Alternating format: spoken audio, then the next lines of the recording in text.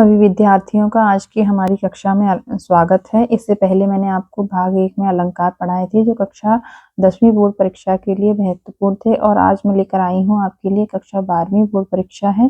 तो इसमें अलंकार और जो महत्वपूर्ण है, मैं आपके लिए 5 अलंकार लेके आई हूँ। इन 5 जो कि आपके पाठ्यक्रम में दिए गए हैं, पाठ्यक्रमानुसार ही मैंने आपको यहाँ अलंकार पढ़ाए हैं।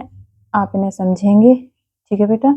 और उससे पहले आप लाइक जरूर कर दें। अगर आपने अभी तक सब्सक्राइब नहीं किया है तो उसे भी कर दीजिए, जिससे कि आपको वीडियोस मिलते रहे और मुझे मोटिवेशन मिलता रहे आगे बनाने का वीडियो, ठीक है। तो चलिए शुरू करते हैं। संदेह अलंकार। सबसे पहला अलंकार है आपके लिए, मैं लेकर आई हूँ संदेह अलंकार। संदेह अलंकार जहाँ रूप रंग समानता के कारण संदेह उत्पन्न हो जाता है, वहां संदेह अलंकार होता है। जैसे साड़ी बीच नारी है कि नारी बीच साड़ी है।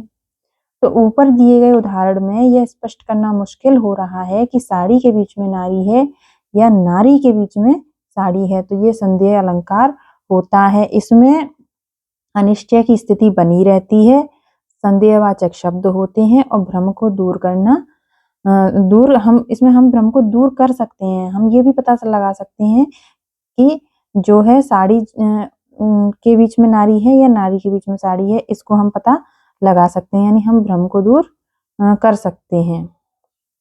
अगले देखो, भ्रांतिमान अलंकार। भ्रांतिमान अलंकार जहां पर समानता के कारण किसी वस्तु में अन्य वस्तु का भ्रम हो जाए, वहां भ्रांतिमान अलंकार होता है। उदाहरण के लिए, पाँव महावर दीन को नाइन बैठी आए, पुन पुन जाने महावरी एड़ी भींजत जाए।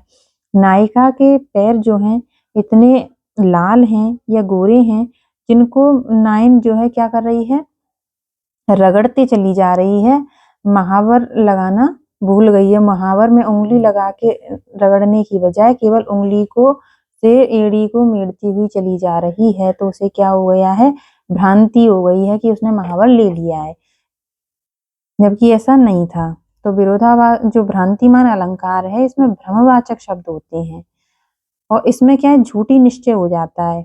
उसे ऐसा लग रहा है कि उसने महावर ले लिया है, जबकि उसने महावर लिया नहीं था, और भ्रम को दूर करना भी संभव नहीं है। विरोधाभास अलंकार। विरोधाभास यानी विरोध का आभास, वास्तव में विरोध नहीं है, विरोध का क्या है, आभास है। विरोधाभास 2 शब्दों से मिलकर बना है, विरोध धन आभास। जहां वाक्य में विरोध होने का आभास प्रकट होता है परंतु विरोध नहीं होता है, वहां क्या होता है, विरोधाभास अलंकार होता है। उदाहरण के लिए आप देखेंगे, ज्यों ज्यों बूढ़े श्याम रंग त्यों त्यों उज्जवल हुए। बताओ कैसे, काले रंग में डूबने से कोई उज्जवल कैसे हो गया, गोरा कैसे हो गया। श्याम रंग में डूबा है तो श्याम रंग ही होना चाहिए, लेकिन यहाँ वास्तव में विरोध नहीं है, ठीक है। तो यहाँ क्या है, विरोध का आभास है। आगे देखो कौन सा अलंकार है, व्यतिरेक अलंकार। जब उपमेय को उपमान की अपेक्षा बढ़कर बताया जाता है तो वहां व्यतिरेक अलंकार होता है। उदाहरण के लिए, साधु ऊंचे शैल सम किंतु प्रकृति सुकुमार, मुख मयंक सो है सखी मधुर वचन सविशेष। तो यहाँ पर क्या है, जो उपमान है, उपमान यानी जिनसे हमें किसी वस्तु की तुलना की जाती है, वो ज्यादा बढ़कर बताए जाते हैं, तो वो वहां व्यतिरेक अलंकार हो जाता है। आगे देखो, सांग रूपक अलंकार। जब किसी पद में उपमान का उपमेय में अंगों सहित आरोप किया जाता है, तब वहां सांग रूपक अलंकार होता है। उदित उदयगिरी मंच पर रघुबर बाल पतंग, बिकसे संत सरोज सब हर से लोचन भृंग।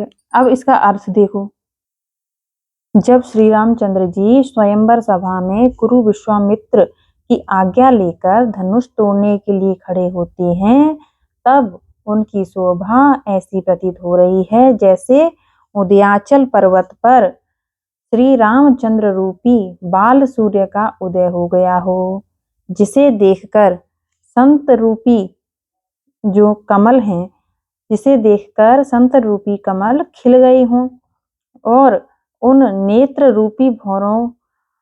रूपी उनके जो संतों के जो भौरे हैं, यानी भंगिमाएं हैं, वो क्या हो गई हैं, प्रसन्न हो गई हैं।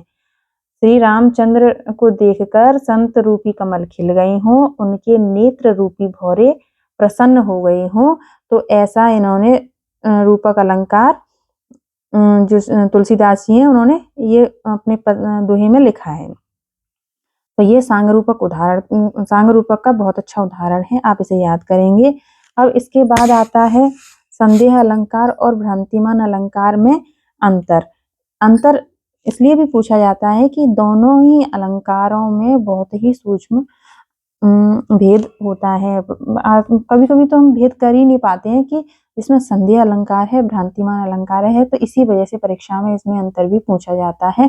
आप ये 3 अंतर याद रखेंगे। इसमें अनिश्चय की स्थिति बनी रहती है, इसमें झूठ निश्चय हो जाता है। संदेह अलंकार में संदेहवाचक शब्द होते हैं, भ्रांतिमान अलंकार में भ्रमवाचक शब्द होते हैं। संदेह अलंकार में हम स्वयं भ्रम को दूर कर सकते हैं और भ्रांतिमान अलंकार को में जो है भ्रम को दूर करना संभव नहीं होता। संदेह अलंकार का उदाहरण क्या रहेगा? लक्ष्मी थी या दुर्गा थी या स्वयं वीरता की अवतार। भ्रांतिमान अलंकार में देखो, समुझी तुम्हें घनश्याम हरि नाच उठे वन मोर। यह कक्षा 12वीं के लिए मैंने कराया है। वैसे सारे ही जो अलंकार हैं अपने आप में महत्वपूर्ण हैं। ठीक है बेटा, सभी अच्छे से याद करेंगे। मिलते हैं अगली कक्षा में।